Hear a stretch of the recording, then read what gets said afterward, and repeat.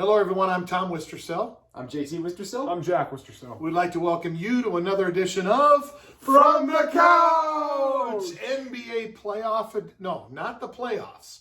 We have the play-in games. Yes, it is the most confusing season in NBA history. I've been a fan of the NBA since 1979-1980 when a certain player from Michigan State got drafted by the Lakers, or number 32. So I've followed this league a long time. This is the most confusing situation.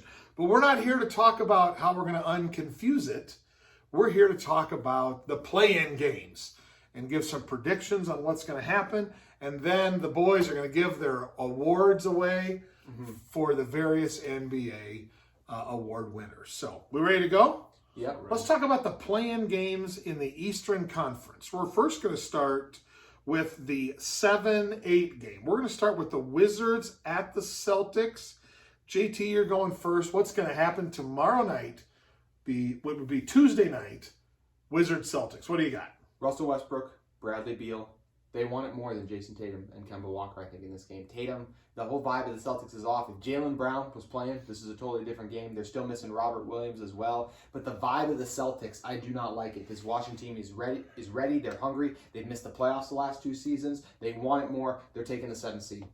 Okay. I'm agreeing with JT here, and I like the word hungry. You know, I see some things in the Celtics when they lose, they're smiling. It's kind of like, oh, it's another game. I don't see Westbrook or Beal ever smiling when they're losing.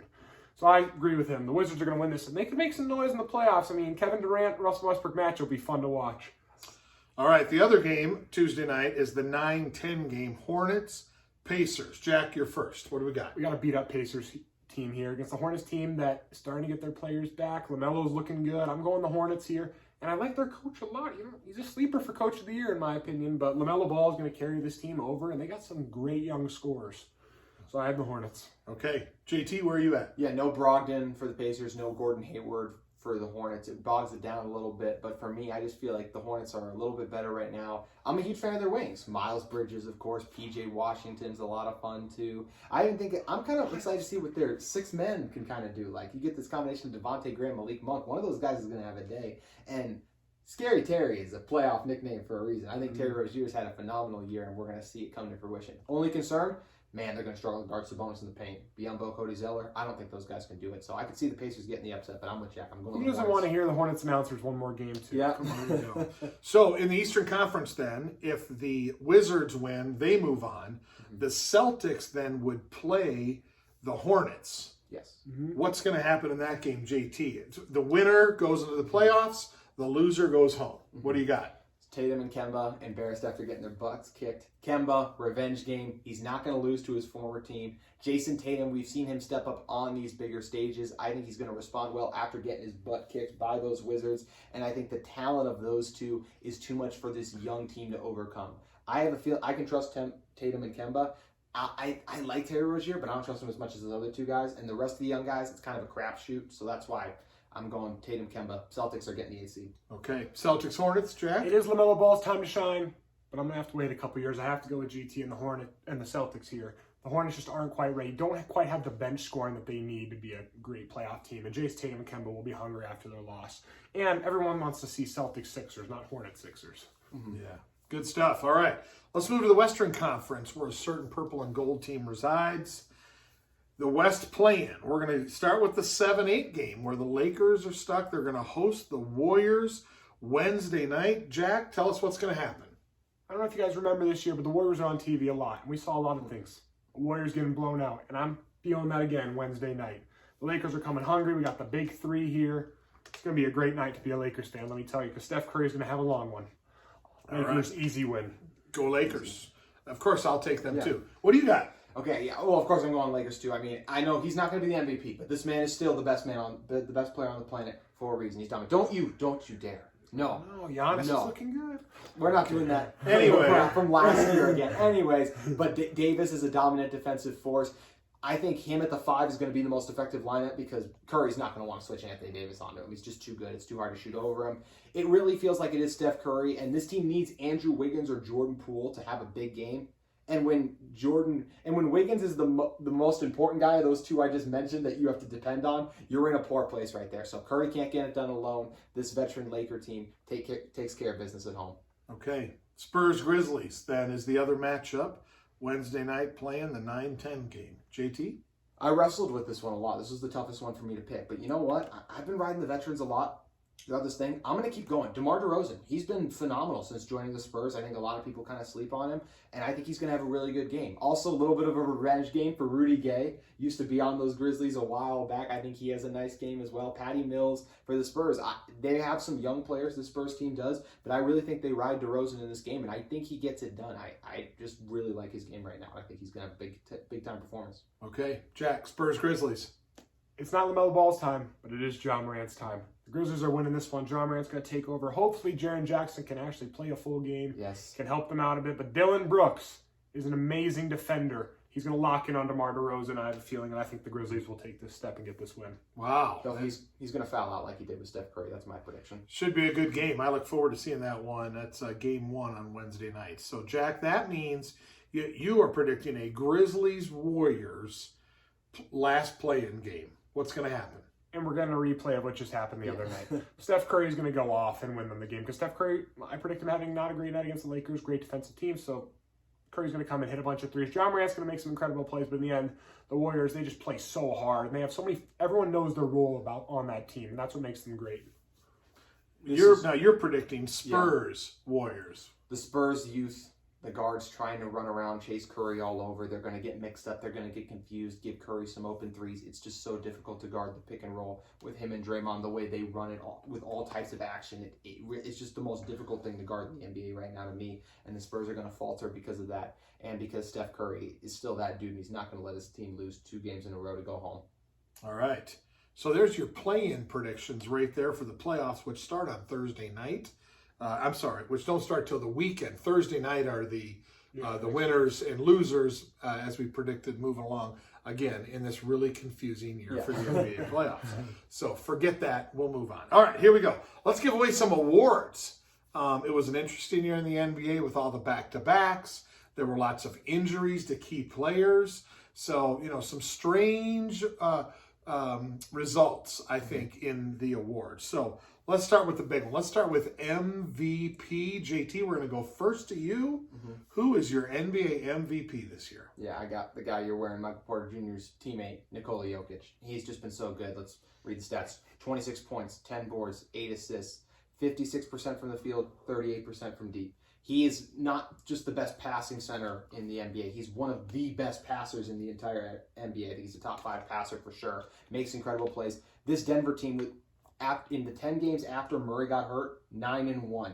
It's because of Jokic continuing to take that step up and evolve. I think he's really helped a guy like Michael Porter Jr. improve. Porter's a phenomenal talent, but the looks that Jokic gets him are unbelievable. He's an unstoppable offensive force who can take you pretty much anywhere on the court, just picks his spot. The Sombor shuffle is kind of his fadeaway shot he goes to as well. It's a lot of fun. He's just so dominant. He's so much fun. He's played every single game this year. I feel like we got to reward that as well. He's been the most consistent present, and I really feel like it's his MVP, and I don't think it'd be a bad MVP like some people in the media have said. Okay. Jack, who's your MVP? I have to agree with JT here and go Jokic, but I do have to say if Embiid never got hurt, I do think it'd be a different story because of how good he's led this team. We've been waiting to see. I do have to go Jokic in the end, just like everything he said. He's the best passing center of all time. He's just fun to watch. It's like a beached whale moving around making plays on the most athletic guys in the whole world. It's hard to believe. Yeah, I love it. Chubby people can get buckets too. If LeBron hadn't gotten hurt, I think we'd be talking about him potentially as the MVP. Just amazing and amazingly underappreciated at times. What Curry has done is as amazing as anything I've seen in the NBA, carrying this team to a winning record. He really doesn't have a lot of help. He's the best shooter the NBA's ever seen, and he's an impossible guard for most teams. So, but it's hard to disagree with the Jokic thoughts there. So, yeah. All right, let's move on. Defensive Player of the Year, Jack. We're going to start with you. Who's your D guy? What you got? I have to go Ben Simmons over Rudy Gobert. I know most people are giving it to Rudy Gobert this year, and his stats are amazing defensively. But in the end, if you ask someone to come out there and guard anyone, I'm picking Ben Simmons. He can guard 1 through 5. He can still protect the rim, even though he's a guard. That's also about 6'10". So he's the best defender in the NBA right now. But I do think that Giannis is the best defender in the NBA, actually. I like it. But Ben Simmons will win. Nobody wants to give it to Giannis. Giannis has been winning everything recently. So Ben Simmons, I think, is going to win Defensive Player of the Year like he should. Okay. What do you got, JT? Defensive Player of the Year. Ben Simmons is the best individual defender in terms of one-on-one, mano-a-mano, who do I want to shut someone down. But I'm not just thinking of one person. I'm thinking of an entire defensive attack. How do you shut down an offense? And that, for me, is why I go Rudy Gobert. He's the best rim protector in the league. He rarely gives up offensive rebounds. He's a dominant rebounder.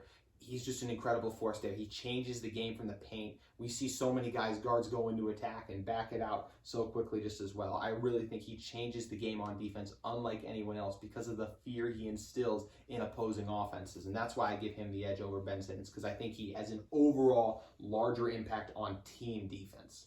I think you're going to have a little, I think the voters are going to be a little tired of giving it to Gobert for the same reason. So I'll go with Jack and Ben Simmons there. So, but not because he's better, but because they're just tired. So, all right, Rookie of the Year. JT, you're up first. Who's your Rookie of the Year? I know I'm up first. What do you got? There's only one man. Let me guess. Who can win Rookie of the Year? Oh boy. Oh boy. That's more than we needed to see there. A little bit of extracurricular there. But you know what? This is all that matters. Anthony Edwards deserves the Rookie of the Year. Played the most games of the season. A dominant force on offense as he's continued to grow. His season stats, 19 points per game, 4 rebounds, 2.9 assists, 47% from the field, 32% from 3. All of those is improved, especially over the last month. And over the last month, when the season really starts to ramp up like that, Edwards has gotten better and better over the course of the season. This last month, 23.5 points, 5.5 rebounds, 3.2 assists in 33 games. LaMelo is incredible and awesome, but Edwards has played more games, and I think he's just an unstoppable force on offense, and I reward him for that. He has been incredible to watch, and the highlight dunks are just the cherry on top of the incredible player he has become. Okay. Rookie of the Year. Who you got? Not so fast, JT. We have to go LaMelo Ball here. Keep your shirt on, please. Oh, I will. Okay. LaMelo Ball, for many reasons, but one of the main ones, injured, broke his wrist. Everyone thought, there's no way he's coming back. He comes back, helps him secure that 10 spot, and in the end, I think he's more fun to watch than Anthony Edwards, and he's going to get the fans and everyone, the media, everyone's going to want to vote for him over Anthony Edwards. And LaMelo's a winner. This Hornets roster isn't very good. Timberwolves roster is even worse, one of the worst rosters of all time. But this is leads to them not making the playoffs, and Anthony Edwards just isn't a good leader. So I'm going LaMelo Ball over the Timberwolves. Why is he not a good leader? I don't see the Timberwolves in the He's a rookie. bracket. I'm giving the nod to Anthony Edwards here as my rookie of the year. I think that he's had to persevere through a really bad team. They're not very good. I'm sorry, and yet he's got I love his attitude. I think that he is going to find a way to be a star in the league for a long time. To me, he's Andrew Wiggins with a better attitude. Yeah. And so that's great for T-Wolves fans. So I think he deserves a Rookie of the Year. So there you go. Okay. Most improved player here. To me, there's an obvious one that jumps out at us here. Where are we at? Most improved player. What do you got, Jack? There's an obvious one. You don't come from the couch to hear obvious. You come to see Michael Porter Jr. win most improved player. The points per game jump is insane. I believe it's around 9 points per game. And in the end, he's turned from a guy that barely played the year before to having a huge impact in the bubble. But the bubble's mostly playoffs. We can't even count that. And now, all of a sudden, he's the second best scorer on this team, Jamal Murray going out. He's going to have to really step up in the playoffs. And we'll be interested to see how the playoffs go. But right now, he's been stepping up for this team big time scoring-wise. And I think then the playoffs will even help them more. So I think he deserves most improved player. Okay. I like it. Most improved. What do you got? Look, I love guys like Porter, but this is the reason I don't vote for guys in like their first 3 years like this, is because I think it's their natural progression. Of course, they're going to continue to get better. That's personally why I don't vote for these younger guys in the past, the Devontae Grahams in years past as well. For me, I like the surprises, and the most surprising player this year to me has been the jump of Julius Randle. He has been incredible, helping to lead this Knicks team on the court. When we're talking about Randle, his stats from last year, he was only at 19 points per game, 9.7 rebounds, and just 3 assists, 27% on threes. When we're talking about this year, 26 points per game, 10 rebounds, 6 assists, 40% from 3 too. He has been incredible, completely transformed his game into a jump shooter. We're talking step backs off the dribble. It's been so much fun to watch him get after it. He's really stepped into the leadership role, been everything he was supposed to be for that young Lakers team, helped evolve his game into more than just a bully and a brute, a relic of the past, and I just think he deserves the most improved player award. Okay. Hard to argue with Julius Randle there, so I'm on board. Okay, we are at sixth man of the year. JT, who's your sixth man? This will be our quickest one, I think. I'm a Jordan Clarkson guy. You're 18 points per game off the bench. He's hit some big shots, been a huge contributor for the best team record-wise in the NBA. I'm giving the nod to Clarkson. There's no argument here. I'm calling him Lou Williams Jr. That's what he looks like this year, and all Utah Jazz fans I know love him. Hard to argue with that. We'll wait and see come playoff time. If Mitchell's healthy and it's down the stretch, is there a problem there? Does Clarkson want the ball? Is he the guy? What's going to happen there? I'm anxious to see how that plays out in the playoffs. All right, last award, Coach of the Year. Jack, who's your Coach of the Year? Got to go Monty Williams here with the Suns. You know, this is a roster that has a lot of different pieces. Everyone kind of thought they'd be good, everyone knew in the season, but I was thinking like 4 or 5 seed. I didn't expect them to be second seed, one game out of the first seed. They were impressive all year. They battled with the Jazz. They beat every team, it seemed like, and they just kept winning over and over again. And Chris Paul is obviously a huge part of this, but in the end, the coach gets the players to play, and I think he's done a great job moving these pieces around correctly. All right. JT, who you got? Monty is phenomenal, and I'm so happy he got Coach of the Bubble last season before it started, because he will not be taking home Coach of the Year, as that will be Tom Thibodeau for the job he's done for the New York Knicks. The Knicks last year, 21-45. This year in the shortened season, last year was a little shorter as well due to COVID, but still 41-31 this year. It's an incredible turnaround. I'm also giving him credit for bringing in guys like Derrick Rose, Taj Gibson. These guys have been helpful contributors for them. The job he's done helping Julius develop his game too. He's been the best leader in the NBA from that standpoint. And the Knicks have been the biggest surprise to me. I did not. I thought in a year or two, maybe playoffs, but RJ Barrett, these guys are still too young. No, he's helped this team buy in on the defensive end, really commit to it. They play so hard, and because of that, they've shocked everyone. No one outside the state of New York thought this team would be a top 4 seed. No one inside the state of New York, that's true. Yeah. For being honest. So that's why I give Thibodeau the credit. I think he's done a phenomenal job this year, and the shock that is the Knicks versus, like you said, the Suns. I mean, you and I had them like 4 and 5, so they did a little bit better than where we had them. The Knicks are almost like 8 spots better, which is really insane. And a credit to Tibbs. Yeah, it's I think it's a hard choice because I think Monty's done an amazing job. I never thought the Suns would be the 2 seed, and I never thought the Knicks were going to be there. But to go from nothing, I mean, nobody's even predicted them to doing what they've done. It's Thibodeau's MO, right? Yeah. Comes into a team. They play great on the front end, defensively thereafter, that type of thing. And by the end of a year from now, we'll probably be talking about an implosion because the players will revolt. So who knows what happens there. But nonetheless, it was a fun regular season, and we're ready for this goofy window here of a few days before the playoffs begin, but excited about it. So you fired up for the playoffs? Of course, a great time of year, and we'll be back too. Once we have an idea of what the play-in matchups will be, we can hit a little bit more on what the playoffs will look like. How about you? You fired up for the playoffs? Fired up to watch my team play in this time, because I know some people, they never get to watch their team play around this time, so I just feel blessed to be able to watch my team play. There you go. The future is bright. That's the way to do it. So feel free to cheer for the Lakers. The bandwagon always has lots of room because they're such a popular franchise. So we'll look forward to that. And we'll look forward to more discussion about the NBA on the next episode of From the Couch. We'll see you next time.